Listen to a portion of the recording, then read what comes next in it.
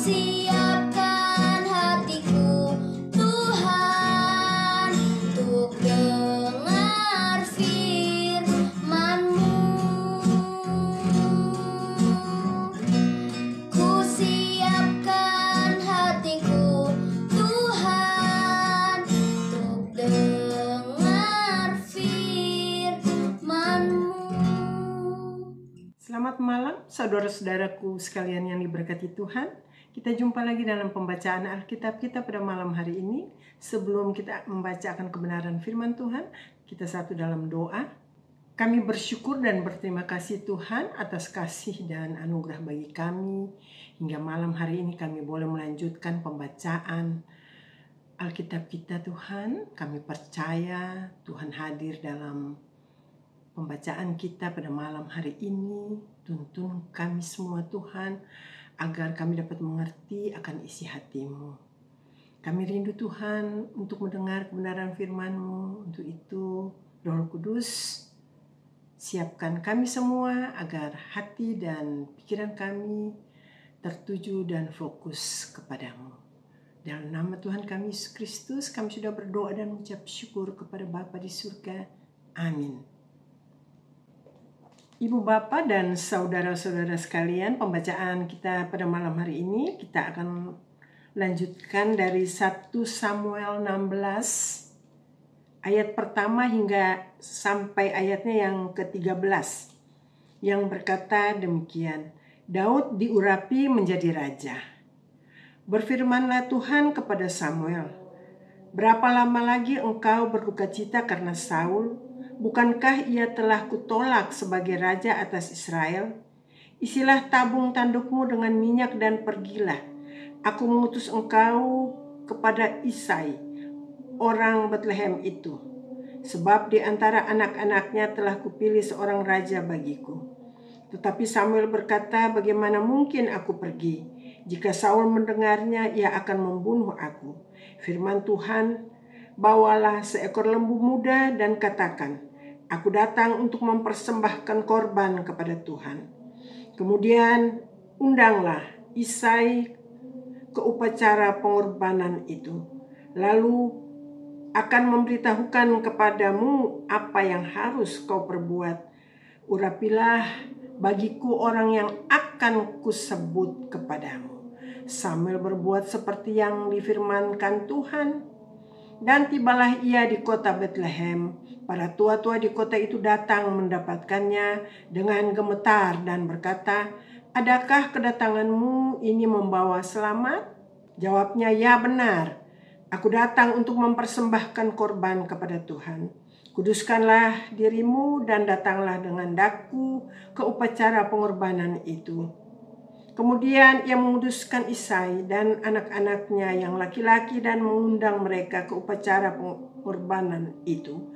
Ketika mereka itu masuk dan Samuel melihat Eliab, lalu pikirnya sungguh di hadapan Tuhan sekarang berdiri yang diurapinya. Tetapi berfirmanlah Tuhan kepada Samuel, janganlah pandang parasnya atau perawakan yang tinggi, sebab aku telah menolaknya. Bukan yang dilihat manusia, yang dilihat Allah.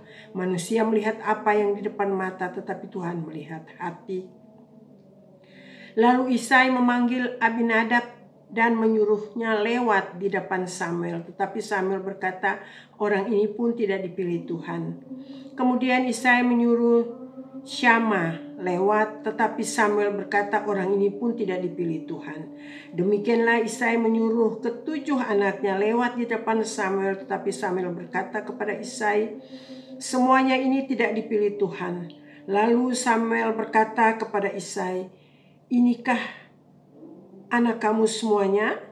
Jawabnya, masih tinggal yang bungsu, tetapi sedang mengembalakan kambing domba. Kata Samuel kepada Isai, suruhlah memanggil dia, sebab kita tidak akan duduk makan sebelum ia datang kemari. Kemudian disuruhnyalah menjemput dia. Ia kemerah-merahan matanya, indah dan parasnya elok. Lalu Tuhan berfirman, bangkitlah, urapilah dia, sebab inilah dia. Samuel mengambil tabung tanduk yang berisi minyak itu dan mengurapi Daud di tengah-tengah saudara-saudaranya. Sejak hari itu dan seterusnya berkuasalah roh Tuhan atas Daud. Lalu berangkatlah Samuel menuju Rama. Sekian jauh adalah pembacaan firman Tuhan kita pada malam hari ini. Dari pembacaan firman Tuhan kita tadi, 1 Samuel pasal 16 ayat pertama hingga ayat yang ke-13, Daud diurapi menjadi raja. Tuhan memilih Daud menjadi raja bukan karena banyak talenta, karena Daud bisa bermain musik, bukan karena tampan, bukan karena pintar. Tuhan tidak melihat itu. Daud berhikmat, Daud taat kepada Tuhan, Daud setia kepada Tuhan. Tuhan melihat isi hati Daud. Beda dengan manusia. Kalau manusia hanya melihat yang di depan mata, yang kelihatan. Tapi Tuhan melihat yang ada di dalam hati kita. Daud setia kepada Tuhan. Apapun masalah yang Daud hadapi, Daud selalu nomor satukan Tuhan. Daud selalu fokus kepada Tuhan. Karena dia tahu Tuhan adalah penolong yang setia bagi Daud. Makanya Tuhan tahu kesetiaan Daud. Tuhan memilih Daud menjadi raja bagi bangsa Israel. Tetapi sebelum itu juga Daud sudah diproses oleh Tuhan. Dia diproses menjadi gembala bagi domba. Di situ kelihatan bahwa Daud setia. Makanya Tuhan memilih Daud untuk memimpin yang lebih besar lagi. Tanggung jawab Daud untuk dan menjadi gembala bagi bangsa Israel. Makanya Tuhan memilih Daud menjadi raja karena Daud sudah diproses oleh Tuhan.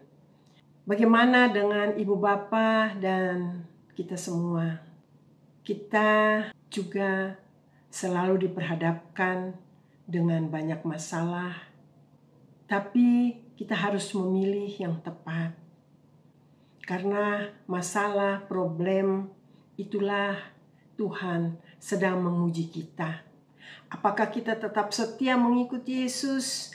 Apakah kita tetap setia mentaati segala perintahnya dan selalu mau mengandalkan Tuhan dalam setiap permasalahan dan problem kita? Itulah yang sedang Tuhan proses kita untuk menuju ke masa depan yang lebih baik. Masa depan yang hidup, yang kekal. Karena apa yang dunia berikan adalah sementara. Tapi apa yang Tuhan ajarkan bagi kita, yang Tuhan mau dari kita, itulah untuk hidup kita yang kekal.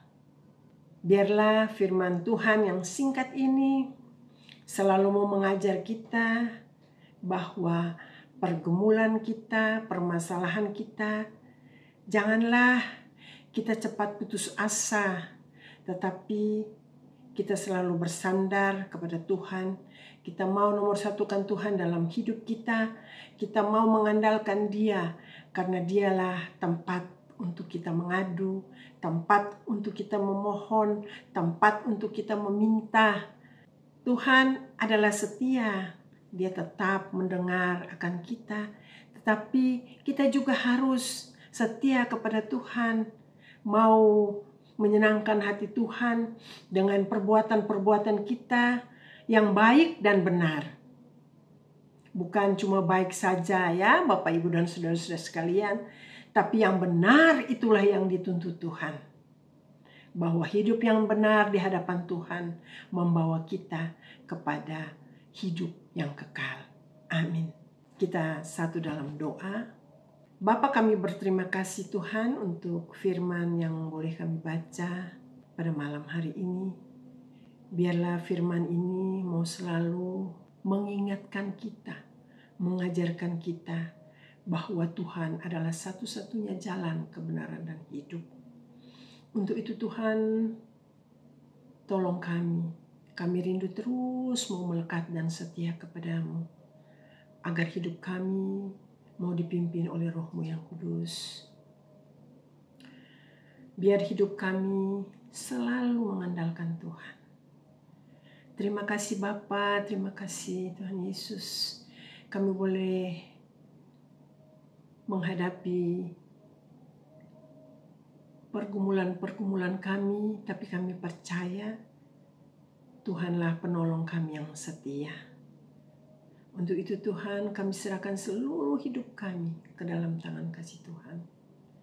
Di sepanjang malam hari ini Tuhan, nanti sebentar kami akan beristirahat. Kami serahkan hidup kami hanya kepadamu Tuhan. Kami mau berjalan bersama dengan Yesus. Inilah doa kami Tuhan, hanya dalam nama Tuhan kami Yesus Kristus. Kami sudah berdoa dan mengucap syukur kepadamu. Amin. Selamat malam Ibu Bapak yang kasih. Kita jumpa lagi dalam pembacaan Alkitab kita pada besok malam. Terima kasih. Tuhan Yesus memberkati kita semua. Firman-Mu pelita bagi kakiku, terang bagi jalan.